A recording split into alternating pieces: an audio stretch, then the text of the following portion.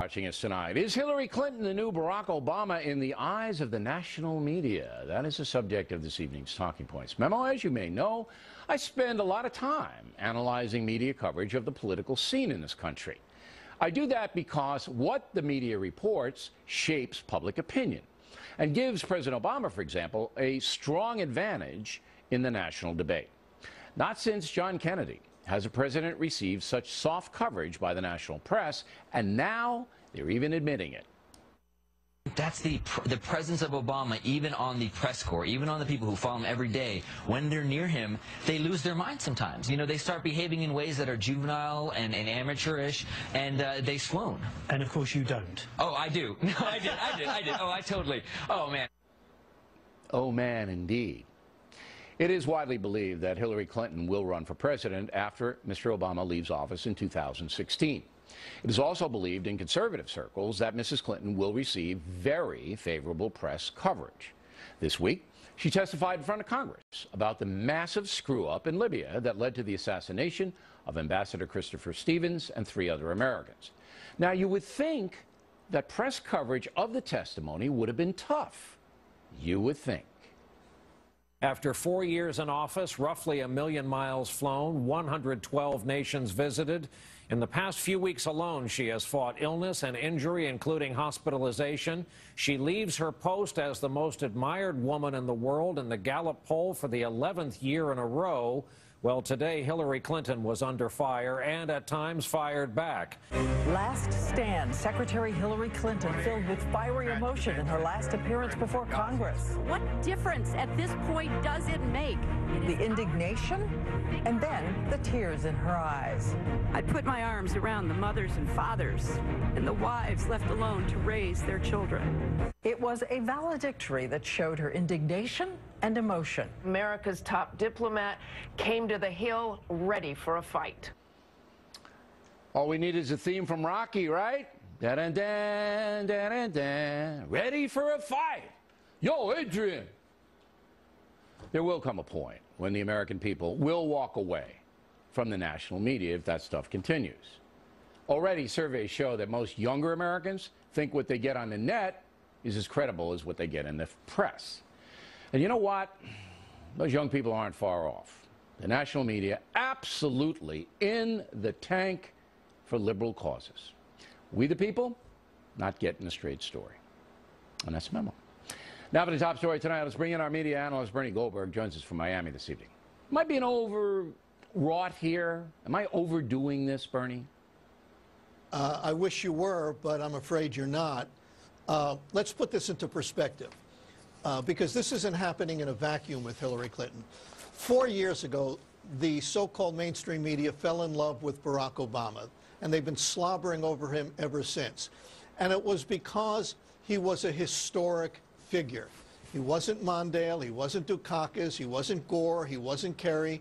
He was a politician who was on the verge of becoming the first black president of the United States. And a lot of journalists who were too young to cover the civil rights stories of the 60s, they weren't going to miss out on helping to shape history twice. So they covered him the way they covered him, you know, by slobbering all over him. Now we have Hillary Clinton, who is another potential historic figure. She could be the first woman president of the United States.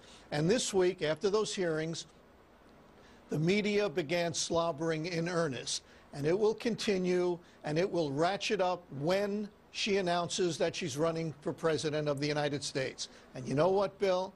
It doesn't matter what you think about this. It doesn't matter what I think about this. It doesn't matter what Krauthammer thinks about it. It doesn't matter what Brit Hume thinks about it. It doesn't matter what anybody thinks about it, because these people, these journalists, were born without the embarrassment gene. Nothing embarrasses them about how they behave. Do you think that Brian Williams and the rest of them, Diane Sawyer, Martha Raddatz, do you think that they know how they sounded while introducing a very important story, Secretary of State's testimony in front of Congress? Do you think that they realized how it was coming across? Yeah, that's a great question. No. And it's because when you live in a bubble and everybody is sort of alike, you don't notice stuff that guys like us notice. I mean, no, I'll give you an example with Martha Raddatz. The most meaningless term in the English language is "I take full responsibility." When a politician utters those words, it means absolutely nothing. So when Hillary Clinton said she takes full responsibility, Martha Raddatz praised her. She said she's taking all the blame on her shoulders. A more skeptical reporter would say, what does that mean? What does taking full responsibility mean? In most countries, in most governments outside the United States, there's a price you pay. I'm not advocating Harry Carey or anything like that, but when she says she takes responsibility and Martha Raddatz thinks that's a good thing without pursuing it, no, I don't think they understand what they sound like. I'm sure they don't understand what they sound like. Okay. So this is a huge advantage for the Democratic Party over the Republican Party. That's number one. That's the big picture. Right. Now, 60 Minutes, and I'm going to do this as a tip of the day at the end of the program, so I'm not going to give away my feeling about the interview. But I do want to address this with you.